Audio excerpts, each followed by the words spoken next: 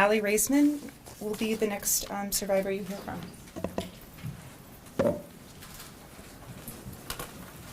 Good morning. Thank Good you for morning. being here. Thank you. Please state and spell your name for the record. Okay. ALEXANDRA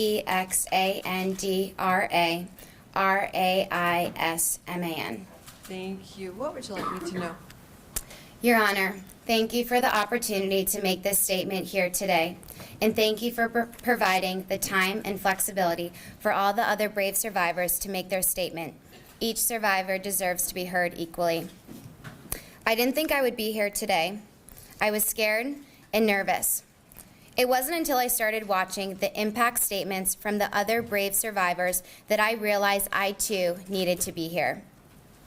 Larry, you do realize now that we, this group of women you so heartlessly abused over such a long period of time, are now a force, and you are nothing. The tables have turned, Larry. We are here, we have our voices, and we are not going anywhere. And now, Larry, it's your turn to listen to me. There is no map that shows you the pathway to healing. Realizing that you are a survivor of sexual abuse is really hard to put into words. I cannot adequately capture the level of disgust I feel when I think about how this happened. Larry, you abused the power and trust I and so many others placed in you, and I am not sure I will ever come to terms with how horribly you manipulated and violated me. You were the USA Gymnastics national team doctor, the Michigan and the United States Olympic team doctor. You were trusted by so many and took advantage of countless athletes and their families. The effects of your actions are far-reaching. Abuse goes way beyond the moment, often haunting survivors for the rest of their lives, making it difficult to trust and impacting their relationships. It is all the more devastating when such abuse comes at the hand of such a highly regarded doctor, since it leaves survivors questioning the organizations and even the medical profession itself upon which so many rely. I am here to face you, Larry, so you can see I've regained my strength, that I'm no longer a victim, I'm a survivor. I am no longer that little girl you met in Australia where you first began grooming and manipulating. As for your letter yesterday, you are pathetic to think that anyone would have any sympathy for you. You think this is hard for you? Imagine how all of us feel. Imagine how it feels to be an innocent teenager in a foreign country, hearing a knock on the door, and it's you. I don't want you to be there, but I don't have a choice. Treatments with you were mandatory. You took advantage of that.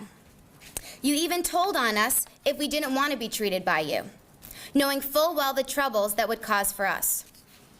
Lying on my stomach with you on my bed, insisting that your inappropriate touch would help to heal my pain. The reality is you caused me a great deal of physical, mental, and emotional pain. You never healed me. You took advantage of our passions and our dreams.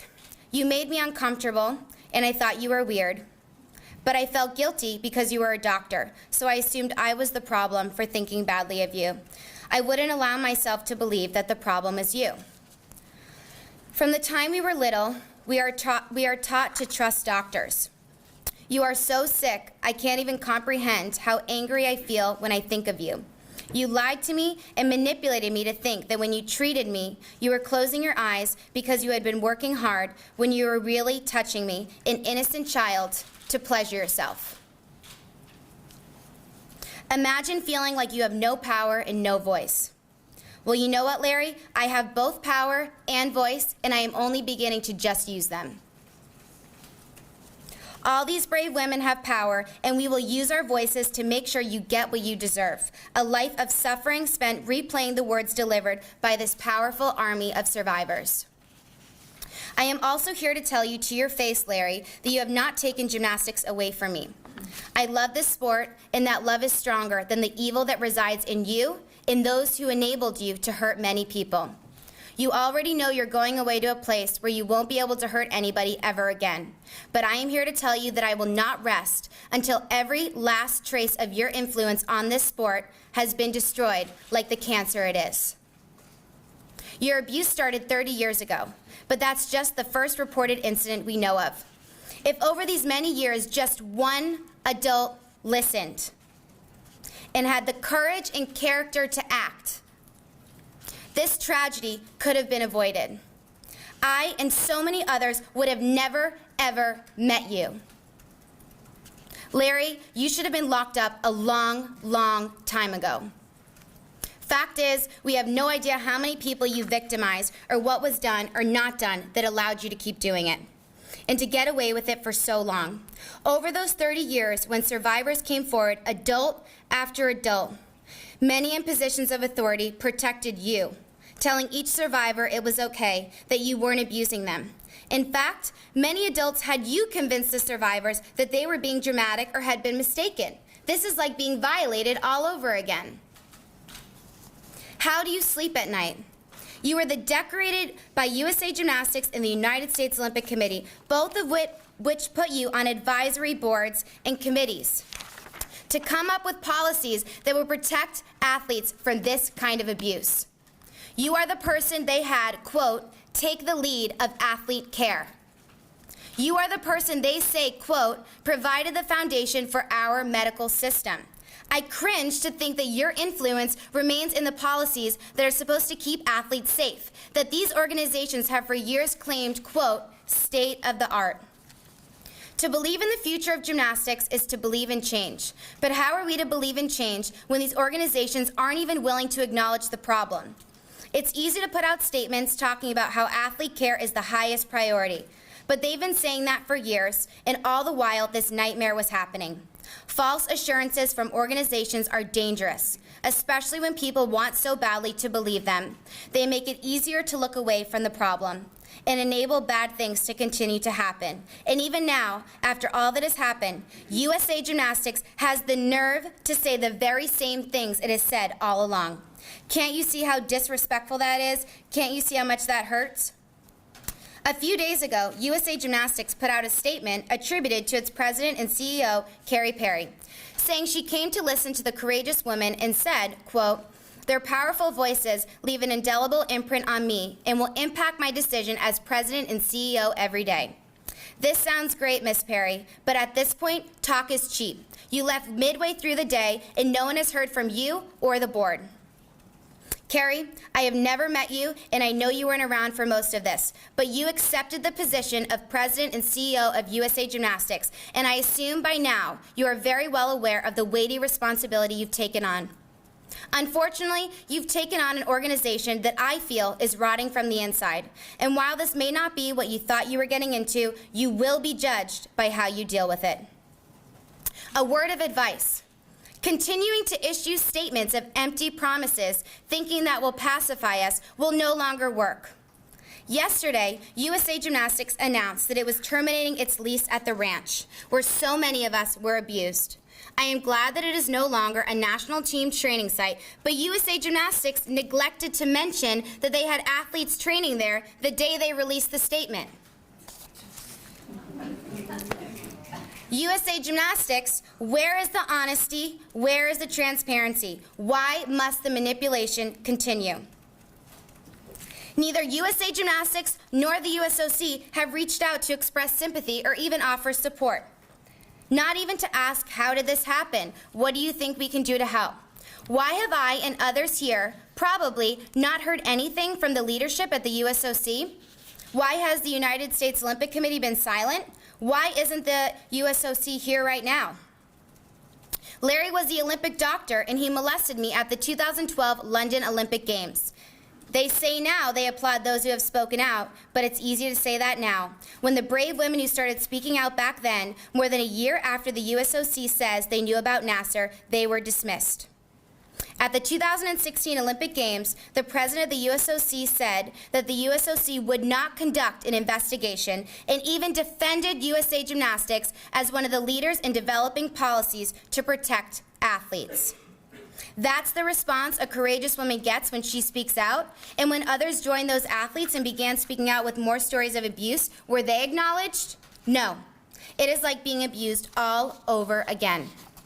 I have represented the United States of America in 2 Olympics and have done so successfully. And both USA Gymnastics and the United States Olympic Committee have been very quick to capitalize and celebrate my success. But did they reach out when I came forward? No. So at this point, talk is worthless to me. We're dealing with real lives in the future of our sport. We need to believe this won't happen again. For this sport to go on, we need to demand real change, and we need to be willing to fight for it. It's clear now that if we leave it up to these organizations, history is likely to repeat itself. To know what changes are needed requires us to understand what exactly happened and why it has happened. This is a painful process, but it's the only way to identify all the factors that contributed to this problem and how they can be avoided in the future. This is the only way to learn from these mistakes and make gymnastics a safer sport. If ever there was a need to fully understand a problem, it is this one right now. To accept that problem is limited to just what we know now is irresponsible, delusional even. Each new day seems to bring a new survivor. We have no idea just how much damage you caused, Larry, and we have no idea how deep these problems go. Now is the time to acknowledge that the very person who sits here before us now, who perpetrated the worst epidemic of sexual abuse in the history of sports, who is going to be locked up for a long, long time. This monster was also the architect of policies and procedures that are supposed to protect athletes from sexual abuse for both USA Gymnastics and the USOC. If we are to believe in change, we must first understand the problem and everything that contributed to it. Now is not the time for false reassurances. We need an independent investigation of exactly what happened, what went wrong, and how it can be avoided for the future. Only then can we know what changes are needed. Only then can we believe such changes are real. Your Honor, I ask you to give Larry the strongest possible sentence which his actions deserve. For by doing so, you will send a message to him and to other abusers that they cannot get away with their horrible crimes. They will be exposed for the evil they are, and they will be punished to the maximum extent of the law. Let this sentence strike fear in anyone who thinks it is okay to hurt another person. Abusers, your time is up. The survivors are here, standing tall, and we are not going anywhere. And please, Your Honor, stress the need to investigate how this happened so that we can hold accountable those who empowered and enabled Larry Nassar, so we can repair and once again believe in this wonderful sport. My dream is that one day, everyone will know what the words Me Too signify, but they will be educated and able to protect themselves from predators like Larry, so that they will never, ever, ever have to say the words Me Too. Thank you. Thank you. I'm an adult.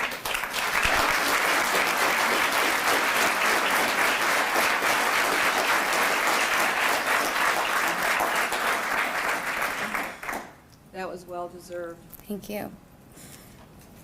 I'm an adult. I'm listening. I'm sorry it took this long. But I assure you that all of the words that you and your sister survivors have said and will say are being considered for sentencing. I have to say, there's a new state-of-the-art. It's called Aly Raisman, and Thank you. and Rachel, and every woman and parent and the doctors I've heard from. That state-of-the-art is change. It cannot remain. I agree with you in regard to the ranch. I read that. I didn't know there were still people there. I have no words for that. I think, though, they've heard you. And you were never the problem, but you are so much the solution. You are unstoppable. You are part of an unstoppable growing force, an unstoppable, strong, loud voice. The effects of your voice are far-reaching. It's not just in this courtroom, but worldwide. And I know that even if the cameras weren't here, you are going to continue talking. I can't tell, you're one of the strongest survivors who've been in front of me. I can't tell where you are in your healing. I don't want you to disclose that to me. But your words, I think, from my perspective, sitting here and listening to countless people talking about this, and there are more, you are so strong. You are that example to all of those other survivors that they can be you. Not just as an Olympian, as a woman, as a strong survivor, as a voice. So the new state of the art, Aly, that's you. Thank you. Thank you so much. Thank you.